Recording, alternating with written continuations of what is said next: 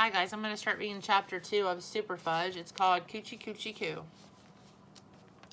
I hadn't told anyone my mom was going to have a baby, except Jimmy Fargo. I tell him just about everything. And Sheila Tubman knew, because she lives in our building, and she could see that Mom was pregnant. She's very old to be having a baby, isn't she? Sheila asked one afternoon. She's 34, I said. Sheila opened her mouth. Oh, she's really old. She's not as old as your mother, I said. I had no idea how old Mrs. Tubman was, but Sheila's sister Libby was 13. So I guessed that Mrs. Tubman was older than Mom. But you don't see my mother having a baby, do you? Sheila asked. No, but I couldn't think of anything else to say. I didn't understand what she was getting at anyway. I went upstairs. I asked Mom, isn't 34 too old to be having a baby? I don't think so, Mom said. Why? Just wondering. Grandma had Aunt Linda when she was 38. Oh, so my mother wasn't the oldest woman in the world to have a baby. And Sheila didn't know what she was talking about, as usual. On February 26th, while my 5th grade class was on a field trip to the Metropolitan Museum of Art, my sister was born. Later, I found out that she was born at exactly 2:04 in the afternoon, just as we were in the Egyptian room studying mummies. They named her Tamara Roxanne. But for weeks, everybody called the baby, the baby. The baby was crying. The baby's hungry. Shh, the baby's sleeping. Soon, instead of calling her the baby, Mom started saying dumb things like, how's my little tootsie wootsie? As if the baby could answer her. Does my little tootsie wootsie need to be changed? Yes, almost always. Does my little tootsie wootsie need a feeding? Yes, almost always. And Mom's little tootsie wootsie never slept for more than 2 hours at a time. Every night, I'd wake up to her howls. Turtle, who slept at the foot of my bed, woke up too. Then she'd howl along with her, a regular duet. By the time she was a month old, everybody was calling her Tootsie. Right away, I could see that there would be problems. I tried to warn my mother and father. When she goes to school with a name like that, the kids are going to tease her. They'll call her Tootsie Roll, or worse. Mom and Dad just laughed. Oh, Peter, you're so funny.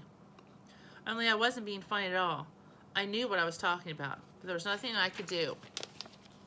I had a brother named Fudge, and now I had a sister called Tootsie. Maybe what my parents really wanted was a candy factory. I wondered how I came off so easily. I wondered how come I got off so easily, Tootsie was so much smaller than I expected, but she was tough. I found that out when Fudge tried to pull off her toes. I just wanted to see what would happen, he explained when Tootsie screamed. You must never do that, Mom said. How would you like it if Peter tried to pull off your toes? I couldn't help laughing at that one. Peter knows my toes won't come off, Fudge said. Well, neither do Tootsie's, Mom said. One afternoon when I came home from school, Tootsie wasn't in her crib. I figured Mom was feeding her, so I went to her bedroom to say hello. Mom was lying on her bed with her hands over her eyes. Hi there, I said. Where's Tootsie? In her crib asleep, Mom muttered. No, she's not. Of course she is. I just put her down a few minutes ago. I looked in her crib, and I'm telling you, she is not there. Mom took her hands away from her face. What are you saying, Peter? Mom, Tootsie's not in her crib. That's all I'm saying. Mom jumped up. Then where is she? We both ran down the hall into the area where we used to eat. Mom looked into her crib, but Tootsie wasn't there. Oh, no, Mom cried. She's been kidnapped. Who'd want her? As soon as I said it, I was sorry. Call the police, Peter, Mom said. No, wait. Call Dad first. No, call the police. Dial 911. Wait a minute, Mom, I said. Where's Fudge? Fudge? In his room. He was listening to records when I put Tootsie down for a nap. She looked thoughtful for a minute. You don't think. We raced down to Fudge's room. He was sitting on the floor playing with his Matchbox cars and listening to Puff the Magic Dragon on his record player. Where's Tootsie, Mom said. Tootsie? Fudge asked, sounding like me when I'm trying to get out of answering a question. Yes, Tootsie, Mom said louder. She's hiding, Fudge said. What are you talking about? We're playing a game, Fudge told her. Who's playing a game, Mom asked. Us, Fudge said. Me and Tootsie. Tootsie can't play. She's too young for games. I help her, Fudge said. I help her hide. Fudge, Mom said, and I could tell that in another minute she would really let him have it. Where is Tootsie? I can't tell. She'll be mad. Just as my mother was about to explode, I had an idea. Let's play hot-cold, I said to Fudge. You follow me. When I get close to Tootsie, you say hot. When I get far away from her, you say cold. Get it? I like games, Fudge said. Okay, ready? Ready. Let's go. I walked down the hall to the living room. Cold, cold, cold, Fudge sang. I went to the kitchen. Cold, cold, cold. I walked into the front hall. Hot. Oh, hot, Fudge cried. I opened the guest closet. Very hot. Watch out, you'll get burned. He jumped up and down, clapping his hand. Tootsie was on the floor in the closet, fast asleep in her infant seat. Mom scooped her up in her arms. Oh, thank goodness my little Tootsie Wootsie is all right. Mom put her back into her crib, and then she really let go. That was a very naughty thing to do, she shouted. I'm very angry at you, Fudge. But Tootsie likes to play. Have you hidden her before? Yes. You must never do that again. Do you understand? No. You can't carry her around like that. She's not heavy. Mommy, but babies have to be carried in a special way. You mean like mother cats carry their kittens, Fudge asked. That's right, Mom told him. Fudge laughed. But you don't carry Tootsie in your mouth. No, I don't. But I do carry her very carefully to protect her. Do you love me, Mommy? Very much. Then get rid of Tootsie, Fudge said. I'm sick of her. She's no fun. Someday she'll be fun, and she'll be able to play hide and seek with you, but you'll have to wait. She's not ready yet. I don't want to wait. I want you to get rid of her now. Tootsie's our baby. I'm your baby. You're my little boy. No, I'm your baby. All right, Mom said. You're my baby, too. Then pick me up like you do Tootsie. Mom opened her arms, and Fudge jumped into them. He rested his head on Mom's shoulder, shoved his fingers into his mouth, and slurped on them. I know it's stupid, but just for a minute, I wish I could be Mom's baby again, too. After that, whenever we had company, Fudge tried to sell Tootsie. You like the baby, he asked. Oh, yes, she's adorable. You can have her for $0.25.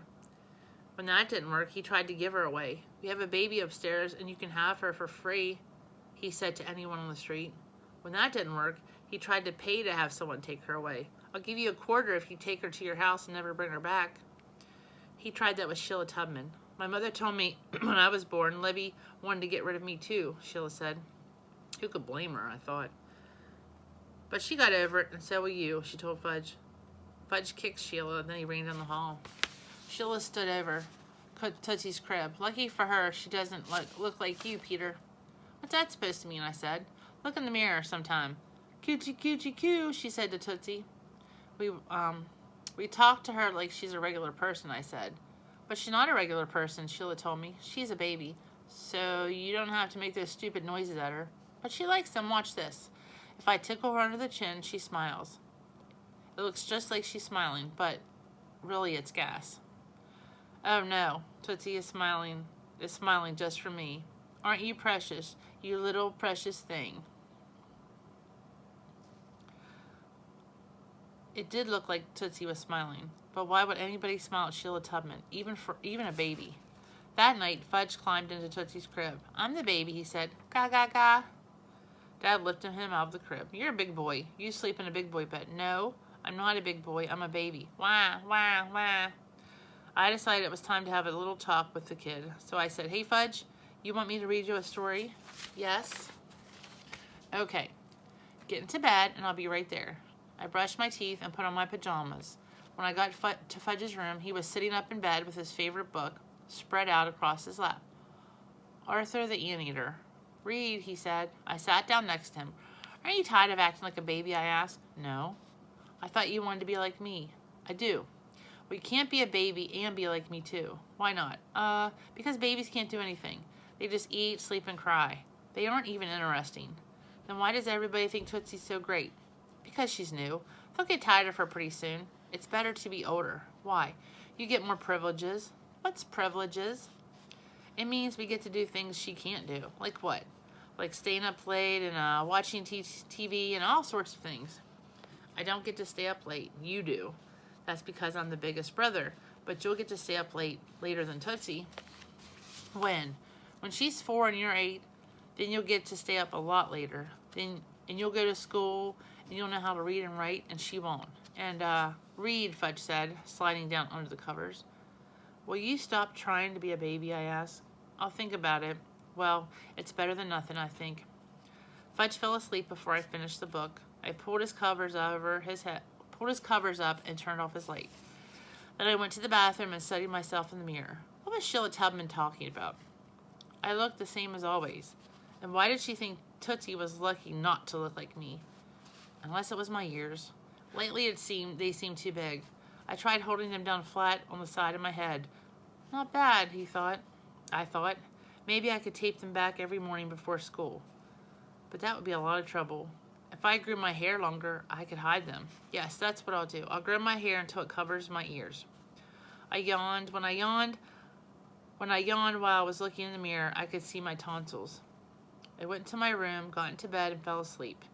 Who cares what Sheila Tubman thinks anyway? Tongue twister. Chapter 3. It's called Another Something Wonderful.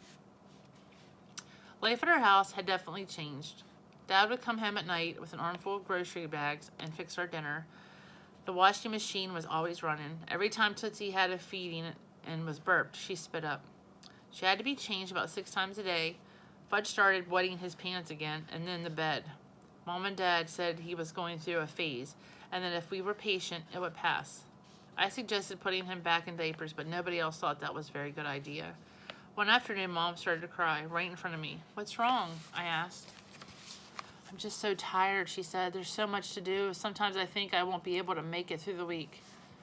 That's what you get for having another baby, I told her. That only made her cry harder. I don't like to see my mother cry. I feel sorry for her. But at the same time, she makes me so angry. Grandma came over for a few days a week to help. And Mom hired Libby Tubman to take care of Fudge after school.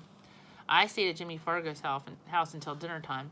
Nobody seemed to miss me around the house anyway. By the middle of May, life had improved. Tootsie was sleeping 4 hours at a clip during the night, and during the day, and even longer at night. Mom and Dad were fixing dinner together, and Mom talked about going back to college to get a degree in art history, which surprised me because before I was born, she worked as a dental assistant. Why art history? I asked. Because it interests me, she said. What about teeth? Are you interested in teeth anymore? Well, yes, Mom said, but not as much as art history. I think I'm ready for a change. Isn't having Tootsie enough of a change? Yes, but someday she'll grow up and go to school, and I want to have a career. Oh, I said, not sure what that really meant. On the last day of school, we had a class party with cupcakes and island punch. I drank 8 cups of it. Island punch is my favorite drink. Mom always said I'm addicted to it, and I tell her, that's right. If you cut me open, you'll find 7 natural fruit flavors running through my veins.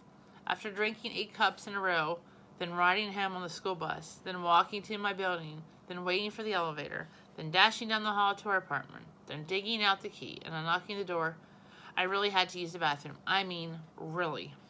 But Fudge was already in there, sitting on the toilet, turning the pages of Arthur the Anteater. Hurry up, I told him, I've got to go. It's not good for me to hurry, Fudge said. So I ran to Mom's room, but the door to her bathroom was locked. Mom, I called, banging on the door. Can't hear you, she called back. The shower's running. I'll be out in 5 minutes. Check on Tootsie, would you? So I ran back to my bathroom, but Fudge hadn't moved. Come on, I said. This is an emergency. I drank 8 cups of island punch this afternoon. I drank 2 glasses of Choco. How about getting off for just a minute? It wouldn't be good for me, he said. Come on, Fudge. I can't think when you're in here, he said. What do you have to think about? Making? I could have lifted him off, but now that he's stopped wetting, we're all supposed to encourage him to use the toilet. So I ran down the hall again, thinking Tootsie has it easy.